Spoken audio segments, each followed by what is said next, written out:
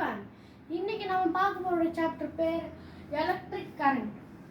இந்த சாப்டர்ல நம்ம கரண்ட்டை பத்தி படிக்க போறோம். ஃபர்ஸ்ட் क्वेश्चन என்ன, வாட் இஸ் கரண்ட்? கரண்ட்னா rate of flow of charges.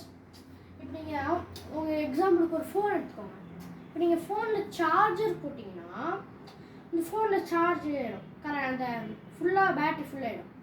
ஆனால் அந்த சார்ஜ் இல்லாமலே நீங்கள் வந்து ட்ரை பண்ணிங்கன்னா அது என்ன ஆகும், ஒரு பெர்சன்டேஜ் ஏறாது, இல்லைன்னா ஆன் கூட ஆகாதுல்ல. அது மாதிரி rate of flow of charges is called electric current.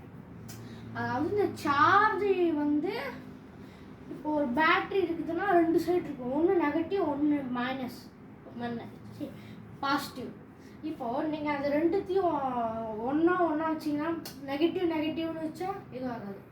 அதே நீங்கள் பாசிட்டிவ்னு வச்சிங்கன்னா அது வந்து அந்த கரண்ட் உருவாகும்.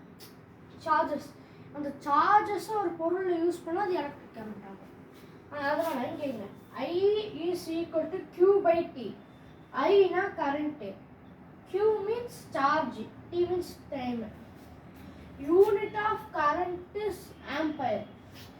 ஆம்பயர்னா இந்த மாதிரி இருக்கு சொல்கிறோம். இப்போ யூனிட் ஆஃப் டைமுக்கு வந்து பார்த்தீங்கன்னா செகண்ட்ஸ்னு வரும். அந்த மாதிரி யூனிட் ஆஃப் ஸ்பீடுக்கு கிலோமீட்டர் பர் ஹவர். அந்த ஹவர் தான் அது வந்து இந்த ஸ்பீடை குறிக்குது. அது மாதிரி unit of current is ampere. ஆம்பயர்னா இப்போ அந்த கரண்ட்லாம் வரும்ல, அது இது. ஸோ அடுத்த கொஸ்டினுக்கு போகலாம்.